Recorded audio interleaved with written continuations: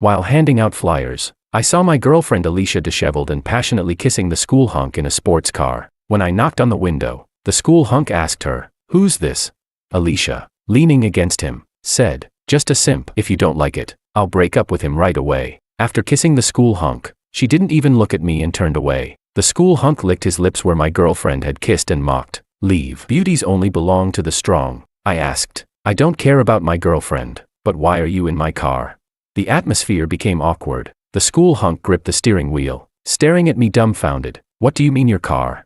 "This is my car," I said. I opened the glove compartment and took out the registration. "Look, it has my name on it. Why are you in my car? Are you stealing it? I'll call the police right now." The school hunk turned red, hurriedly got out of the car, and whispered to me, "Don't call the police. My dad's a mechanic. I saw this car looked nice and borrowed it for a spin. Please don't call the police." I widened my eyes and loudly said, "You call this borrowing? This is theft. Can repair shops steal cars in for maintenance?"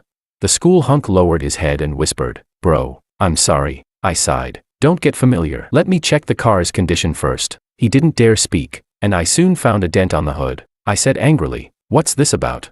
The school hunk panicked and quickly said, "It's not my fault. Your girlfriend insisted on sitting on the hood to take selfies and posted a bunch of provocative photos on her moments. That's the evidence."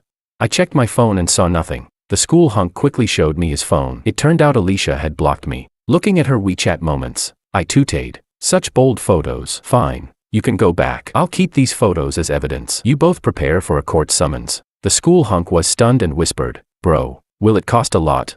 I said, "About 100,000. In an instant, his face turned pale. The school hunk hurriedly said, "But it was her who damaged it. Do I have to pay too?" I rolled my eyes. "Don't you understand the law? You're both responsible. Your dad's work this year is for nothing." The proud school hunk burst into tears. "That stupid girl. I told her this is carbon fiber. Only high-end sports cars have it. The hotter it gets, the harder it becomes." But she couldn't wait for the car to warm up and just sat on it for selfies. "My parents work so hard, and now we're screwed because of her." Impatient, I got into my car and called someone to assess the damage. I wasn't interested in watching him cry. The school hunk wiped his tears and wailed, "How come you're the rich one? Your girlfriend said you work multiple jobs handing out flyers." I said, "I don't work. I hand out flyers, but those stores are mine." I wasn't lying. Half of the pedestrian street, 72 stores, my family owns them. Handing out flyers for my family's stores, what's wrong with that? I closed the car window, not wanting to hear the school hunks crying. At this moment, Alicia texted me, "Since you saw it, let's break up." "Don't blame me. Blame your parents for being losers. I'd rather cry in a Lamborghini than laugh on your bicycle handing out flyers." I fell into deep thought. Since both the Lamborghini and the bicycle are mine, should she cry or laugh? I wanted to reply, "Wait for the court summons," but Alicia had already blocked me. My God, how could she block me? Speaking of the repair costs, she owes me 100,000. Ignoring the fact that it was the girls' dormitory, I rushed into the dormitory and headed straight to Alicia's room. Fortunately, it was morning, so there weren't many people in the dorm. I arrived at her dorm room door and was about to knock when I heard a woman inside ask, "Did you really do what I told you?" Then I heard Alicia say, "Yes, I lied to him that I took the pill." The woman excitedly said, "That's a great opportunity. I calculated your period and knew you were likely to get pregnant these 2 days, which is why I told you to go on a date. Once you're pregnant, you can marry into a wealthy family." Alicia said worriedly, "What if he makes me get an abortion?" The woman replied, "As long as you're pregnant, I have ways to make him acknowledge the baby. You even broke up with your boyfriend for him. Let's see if he dares not to acknowledge it." I was really shocked that Alicia would go this far. She even wanted to marry the campus heartthrob by having his child. I wondered what her expression would be when she found out the heartthrob had stolen my car. I knocked on Alicia's door, and when she saw me, she immediately frowned. She said, "I've already broken up with you. Why are you still pestering me? I'm telling you, being poor is not a problem, but being poor and shamelessly pestering a girl is really disgusting." It seemed Alicia misunderstood, thinking I was there to win her back. There were 2 other people in the dorm, her roommates, whom I knew. Before I could speak, one of her roommates said, "Can you stop hindering Alicia from pursuing her own happiness?" I was completely dumbfounded. So, making out with another guy in a sports car behind her boyfriend's back was considered pursuing her own happiness. I knew this roommate. She was Alicia's best friend, Eva, the one who had just urged Alicia to get pregnant. When I first started dating Alicia, she often made sarcastic remarks, saying things like a man's love for a girl depends on how much money he spends on her. Because of Eva's instigation, I had given Alicia many gifts. Now, I was here to get those gifts back. I said, We can break up, but the phone you are using is mine. You should return it to me. I didn't mention that the sports car was mine, because, knowing Alicia's personality, she might shamelessly cling to me. I had to get my things back first.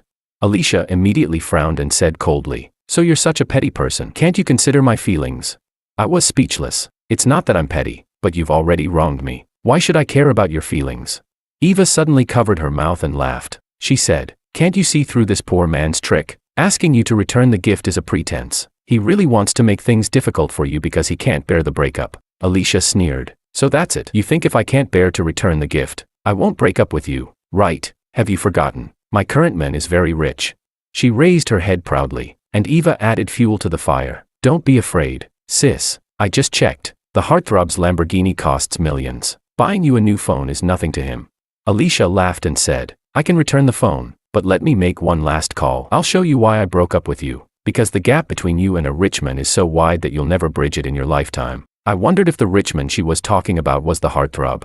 I remembered when I sent the car to the heartthrob's house for maintenance. His dad sighed and said making money was tough these days, and what they earned wasn't enough to pay the rent. Alicia made a call, and Eva quickly said, "Put it on speaker so he can hear. Let him know the gap between himself and others." Alicia nodded and, seemingly to show off, put the call on speaker. As soon as the call connected, she said pitifully, "Brother, my boyfriend came to break up with me and wants me to return the phone he bought me. Without the phone, how can I contact you in the future?"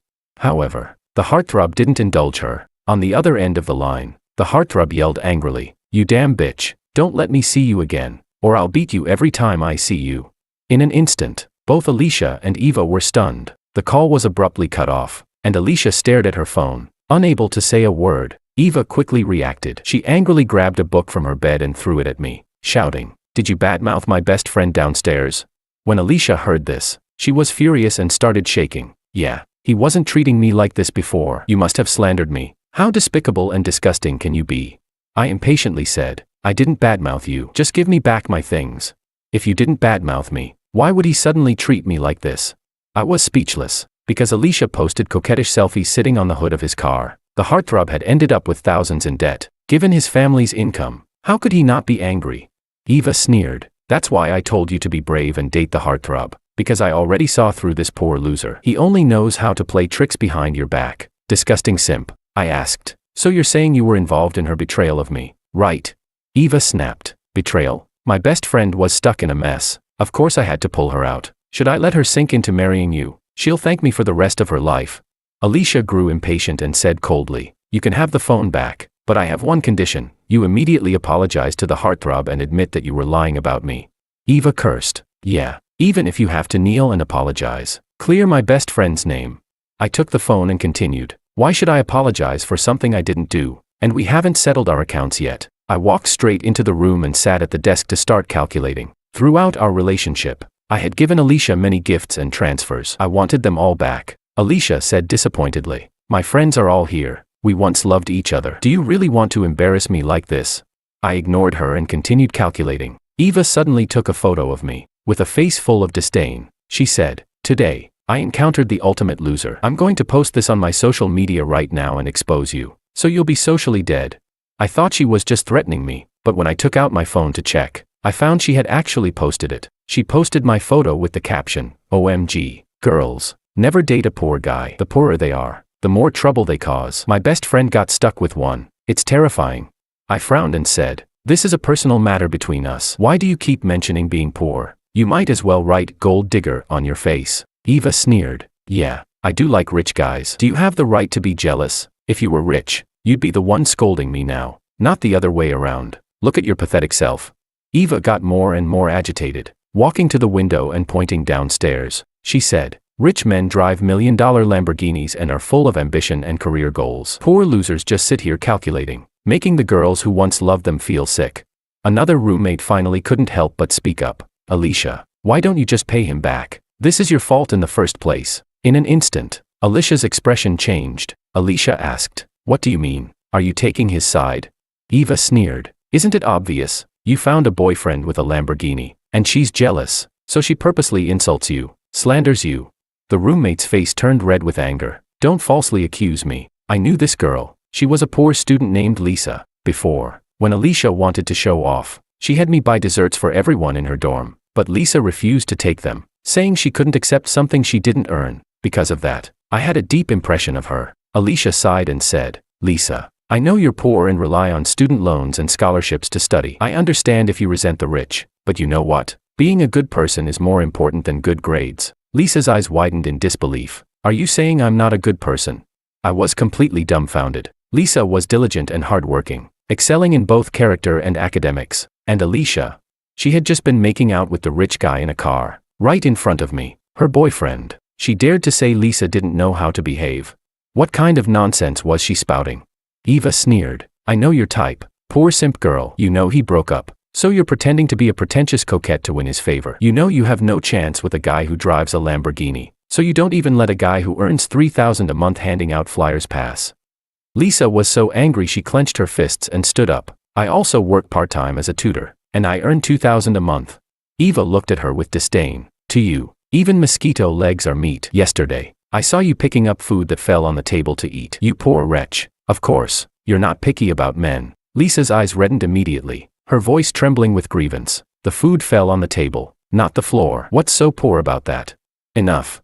Alicia's shout interrupted us. She slammed her phone on the table and said to me, You really embarrass me. My biggest regret is dating you. Hurry up and settle our accounts. Then I can go explain to my new boyfriend. Eva quickly said, Don't be afraid, sis. I'll go with you to explain. The rumors will be quashed, and you'll still be the little darling of a rich man. I couldn't be bothered with these two anymore and focused on calculating our accounts. Of course, I didn't include the repair costs of the sports car. I was afraid Alicia might shamelessly try to reconcile with me. In the end, I figured it out. In the year we dated, I had given Alicia gifts and transfers totaling $18,000. After doing the math, I was stunned. Dating really costs a lot of money. I only spent a few hundred a month on living expenses. I didn't realize it until I calculated it. Not only was I shocked, but Alicia and Eva were also a bit stunned. After all, they were students. Where would they get over $10,000? At first, they didn't believe it, but after checking several times, they finally confirmed my calculations were correct. Alicia looked a bit troubled. $18,000. I can't come up with that right now. Eva panicked and quickly said, Don't be scared, sis. I'll help you pay it back. Your attitude towards this loser now will determine how the heartthrob sees you. Even if we have to borrow from loan sharks, we'll pay the money back. You need to cut ties with this poor guy to have a chance to marry into a wealthy family. Alicia was eventually swayed by Eva's words. She nodded and said, Okay, we'll find a way to borrow it. My family mustn't know, or my parents will kill me. I didn't know what to say. If $18,000 would get her killed, what would happen when the nearly $100,000 repair bill for the sports car got sent to her house? Her parents would probably want to grind her bones to dust. Alicia and Eva immediately started contacting people to borrow money. Surprisingly, it was quite easy for them to borrow money. Classmates each gave a few hundred, lending it to Alicia. Even Alicia was amazed at how easily she could get the money. She couldn't help but say, I have a good reputation. Everyone is willing to lend me money. Eva laughed. It's because of your selfies on social media. You're sitting in a sports car worth millions. Of course, people are willing to lend you this small amount of money.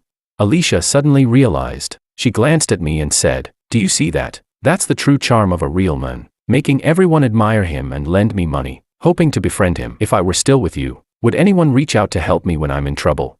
Eva sneered. Trouble? Being with him is already the biggest disaster in life. They kept borrowing money and finally managed to collect over $8,000. But there was still a $10,000 gap. Eva gritted her teeth and said, I know a guy from the underworld. He can lend me the money, but if we can't pay it back, it'll be terrible. Alicia asked worriedly, What happens if we can't pay it back?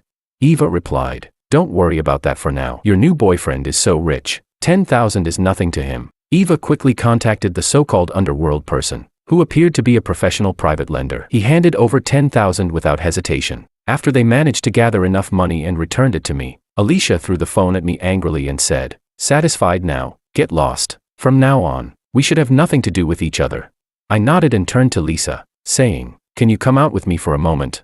Lisa looked at me in surprise, seemingly not understanding why I was calling her. Eva immediately sneered. I knew these two had something going on. As soon as you paid him back, they hooked up. I felt a wave of helplessness. The reason I wanted to talk to Lisa was that she worked in the student council and had the contact directory. Since I planned to send a court summons to Alicia's family, I definitely needed her home address. Lisa blushed deeply, lowered her head, and followed me out. Eva mocked again. You're really following him out? You only deserve Alicia's leftovers. Lisa was almost in tears. I don't have any such intentions. Eva cursed. Pretentious coquette. Keep pretending. No wonder your family is so poor. It's genetic. Look at you trying to please even a guy who hands out flyers. You're so undiscriminating. It's clear what kind of people your parents are. Alicia looked at us with disdain and sneered. Good thing I broke up with him. This useless man is all yours. Let me give you a word of advice. A whore and a dog. May they last forever. I led Lisa out of the dormitory and into the hallway. Lisa whispered. I only spoke up because I was angry. Don't read too much into it. I just want to study hard. I don't have the intentions they said. I nodded. I know. You have to get scholarships and work as a tutor. You don't have time for romance. Lisa asked curiously. Then why did you ask me to come out? I said. I know you have the contact directory. Can you give me Alicia's home address? Lisa immediately panicked. What do you plan to do? Don't do anything reckless. She seemed very worried and even grabbed my hand in her anxiety. Lisa looked into my eyes and said seriously, we may be poor, but we have dignity. Others are at fault, but don't ruin your future because of their mistakes. The atmosphere grew silent, and I didn't know how to respond. Did this girl think I was planning to go down with Alicia's family? Lisa then realized she had grabbed my hand in her haste. She quickly let go, blushing. You're hardworking and determined. You deserve a better life. I believe that in 10 years, Alicia will regret her choices. I said. It won't take 10 years. I've already had the dealership assess the damage. If her family lives in the city, she'll regret it soon. Lisa was stunned and asked what I meant. I said the sports car downstairs was mine. She stared at me, dumbfounded. I explained everything to Lisa. She was speechless again. It wasn't until I showed her the car registration that she believed it was true. When Lisa went to get the contact directory, she walked as if in a daze, probably thinking she was dreaming. Soon, she sent me Alicia's home address. Surprisingly, it was just a few kilometers from the dealership. What a coincidence, right? I called the dealership, and they told me they'd deliver the damage assessment within 10 minutes. Wait, I suddenly remembered. Alicia had given me back her phone. How would I contact her for debt collection later? I decided to temporarily return the phone to her. I went back to Alicia's dormitory. When she saw me return, she asked irritably, "Why are you back?" I said, "I know you don't have a phone. You can borrow this for a couple of days." Eva immediately clutched her chest, pretending to retch. I'm going to puke. I was right. This simp is doing it on purpose, trying to play this on again, off again game with you. Alicia snapped. Do you really take me for a fool? Can you stop pestering me? You're embarrassing me in front of my friends. Just then, Eva's phone rang. Eva took out her phone and said puzzled, Alicia, why are your parents calling me? I was taken aback. The dealership works fast. It seemed Alicia's parents couldn't reach her, so they contacted Eva. Alicia took the phone and asked, Mom, what's wrong? This time, Alicia didn't put the call on speaker, but her mother's yelling was loud and clear. Don't call me Mom. Do you know how much your father and I make? You've ruined us. The sudden scolding left Alicia stunned. She quickly said, Mom, what did I do? Alicia walked to the corner of the dormitory with her phone. As she talked, she suddenly burst into tears. Eva hurriedly asked, Sis, what's wrong? Alicia sobbed. I know why the heartthrob suddenly got mad at me. I dented his car by sitting on it, and now he wants my family to pay. The estimated cost is $137,000. Where is my family going to get that kind of money? Eva was equally stunned. How is that possible? Just by sitting on it, it got dented. The bill was delivered to my house. My mom said she took a picture of it and sent it to me. She told me to check my phone. Alicia couldn't even stand. She sat down on the bed in a daze. Eva bit her lip and said, Don't panic. I might have a solution. Alicia asked, What can you do? Eva said, At this point, we need to see if you're pregnant. If you are, and you're carrying his child, would he really dare to ask you for the repair costs? Alicia immediately nodded. Right. Even if he doesn't care about me, he has to care about the baby, right? Eva said excitedly, If he dares to ask you for the repair costs, go make a scene at his house. Alicia sighed deeply. I initially wanted to use the baby to marry into a wealthy family. Who knew it would only end up covering repair costs? Eva consoled her. Hundreds of thousands of isn't a small amount. Your parents would need 2 years to earn that. And who says you can't marry into a wealthy family? Maybe his parents will insist on you getting married, and not only will they cover the repair costs, but they might even gift you a car. I wondered if I should remind Alicia out of past affection about her getting pregnant with the heartthrob's child. It certainly wouldn't exempt her from the repair costs. I started to speak, but before I could say anything, Alicia shot me a venomous look. She walked over, snatched the phone from me, and said, Don't say a word. Get lost. I don't want to hear your voice. I'm already in a bad mood. Eva also snapped impatiently. Yeah, can you get lost? We're trying to figure out how to calm the heartthrob down. I awkwardly said. How about you read the documents first? Eva yelled at me. Get lost, loser. We have nothing to talk to you about. If you keep pestering Alicia, we'll accuse you of harassment and see you in court. I nodded. Since she said that, fine. After all, we were going to see each other in court anyway. Alicia had already picked up her phone and sent a voice message to the heartthrob. Please, come downstairs to my dorm. I want to talk to you, please. The heartthrob quickly replied, and she played the voice message. I heard the heartthrob's voice. Sure, you slut. I want to talk to you too. Come down now. Alicia put down her phone and worriedly asked Eva, with that attitude, will he really forgive me? Eva said, go down and beg him. I'll go with you. Eva helped Alicia up and glared at me. Get out of the way. I ignored her and turned to leave the dormitory. Just as I was about to go downstairs, Lisa returned. Alicia and Eva walked past Lisa, heading in front of us. Seeing me, Lisa quietly asked, will you make Alicia pay a lot of money? I said, I won't extort her. She should pay what she owes. But I'm thinking. Lisa asked, thinking what? I said, it seems like they're begging the wrong person. Won't it be awkward? When we got downstairs, the heartthrob was already there. The most noticeable thing was the slap mark on his face. He was standing by the roadside, crying and wiping his tears. If I'm not mistaken, he must have told his dad about what happened and received some fatherly love. Alicia and Eva were dumbfounded at the sight. Eva said, seriously, with all the money his family has, he needs to cry like this? Alicia said, maybe he really loves that car. When I went on dates with him, he always took great care to protect it. Eva sighed. They say a car is a man's second wife. It must be true. I rolled my eyes. I don't treat my car like a wife, and why wouldn't he protect it? It's my car. Alicia quickly approached him, looking pitiful. Baby, let me explain. Explain to your grandfather. You bitch. The heartthrob finally couldn't hold back his frustration. He rushed forward, grabbed Alicia's hair, and slapped her hard across the face. Neither Alicia nor Eva expected the heartthrob to hit her. Eva hurried over to try to break it up, while Alicia, feeling wronged, said, baby, hit me if you're upset. It's my fault. I'll never do it again. Can I make it up to you for the rest of my life? I don't need your compensation. The heartthrob was so angry he started punching Alicia in the face. As he continued hitting her, both Alicia and Eva realized something was seriously wrong. The students watching were all shocked. Just a moment ago, Alicia was stepping out of a sports car, admired by everyone. Now, in front of all these people, she was being beaten by the heartthrob, who had her by the hair, punching her face repeatedly. Eva shouted anxiously, you're hitting her too hard. She's a girl. The heartthrob hit so hard he knocked out one of Alicia's front teeth. Alicia, missing a tooth, covered her mouth in disbelief and spit out some blood. She quickly bent down to pick up the tooth, crying out, stop hitting me. My tooth is knocked out. Eva, go get some milk.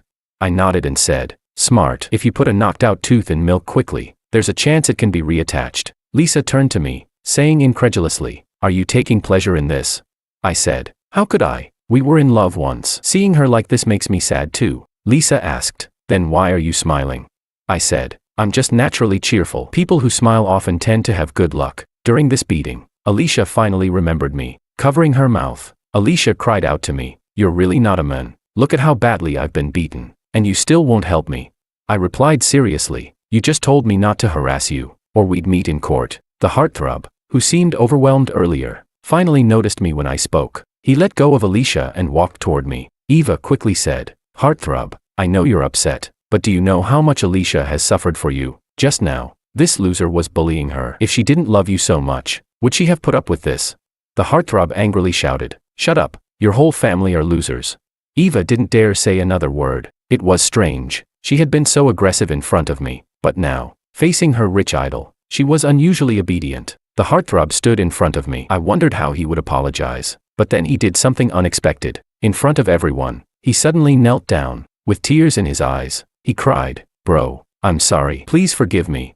At that moment, the world seemed to fall silent. Everyone stared at me in shock. The students were dumbfounded. Eva trembled with disbelief. Lisa said nothing, keeping her head down. Alicia, covering her mouth where a tooth was missing, suddenly had blood streaming from her nose. She tried to sniff it back, but ended up choking on it and coughed painfully. No one expected things to turn out this way. Honestly, even I hadn't expected it. I sighed and said, if you'd known this would happen, why did you do it in the first place?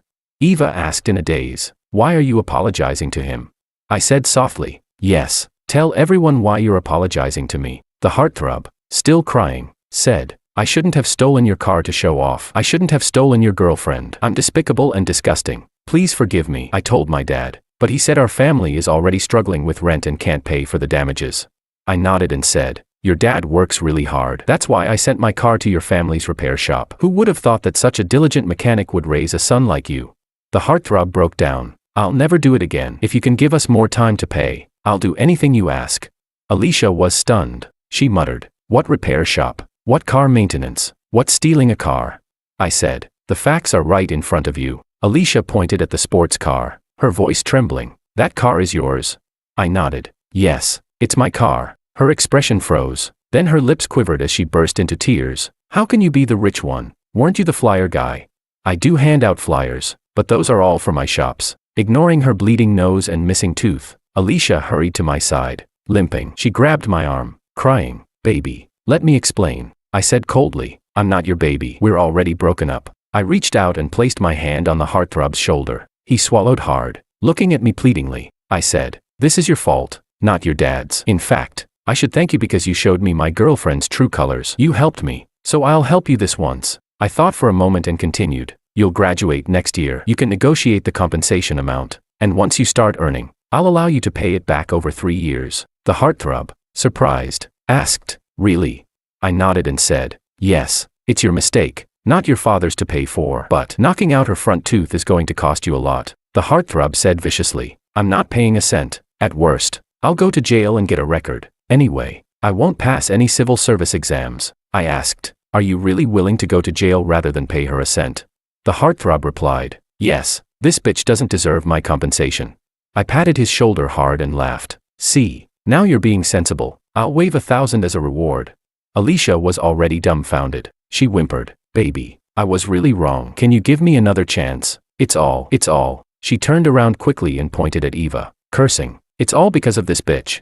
Eva didn't respond, her face blank. Alicia cried, you told me to do this. I loved my boyfriend so much. Why did I fall for your tricks? I was tired of watching her drama. I said, remember to take the morning after pill. Don't actually get pregnant. It's not because I care about you, but because I know with your personality, you'd definitely have an abortion if you got pregnant. I don't want an innocent life to be killed before it even sees the world because of your bad character. At that moment, Alicia's face turned ashen. Eva suddenly started crying. She said, are you not going to repay the money I just helped you borrow? Alicia completely turned on her. You caused all this misery. Why should I pay you back? Eva also broke down in tears. I have to repay that money, or I'll be beaten to death. I casually said, if you're afraid of owing money to a loan shark, then just pay it back. Eva cried again. Where am I supposed to get 10,000? Lisa clenched her fists in anger. She said furiously, you mock me for eating food off the table, but your own family doesn't even have 10,000. You're poor too. So why do you bully other poor people? You deserve this. Eva sat on the ground, sobbing uncontrollably. I smiled at Alicia and said, goodbye. Unless it's about repaying money, don't contact me. Otherwise, I'll charge you with harassment. I turned to Lisa and asked, since the bitch has been punished, how about we go have a meal to celebrate? You can ride in my car. Lisa replied, are you drunk in broad daylight? Why would I get in your car or have a meal with you? Realizing she had a point, I awkwardly scratched my nose. I got into my sports car and drove off.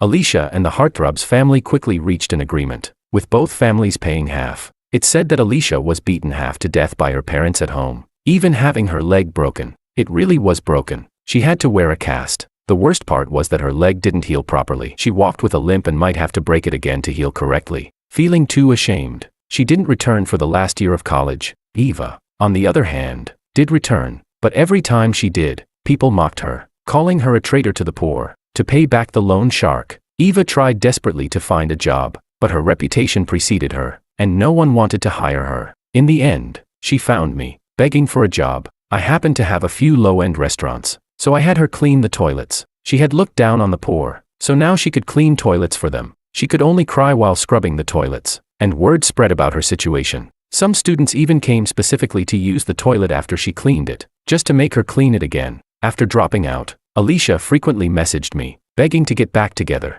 I blocked her, but she would just switch numbers and continue to harass me. Eventually, I did as she wished and sued her. That finally scared her off, and she stopped contacting me. As for Lisa and me, nothing happened between us. She was a self-reliant and disciplined girl, different from Alicia and her crowd. During the last year of college, Lisa didn't contact me at all. After graduation, she went back to her hometown to teach. She said there were many poor children in her hometown, and she wanted to help them. I admired her character and reached out to her a few times, but she wasn't interested in dating. The only time she asked for my help was to see if I could organize a clothing drive for the children in her area. I donated some old clothes, and after that, we didn't stay in touch. I often think about what she said, about having dignity. That remarkable girl. I hope her life takes her far.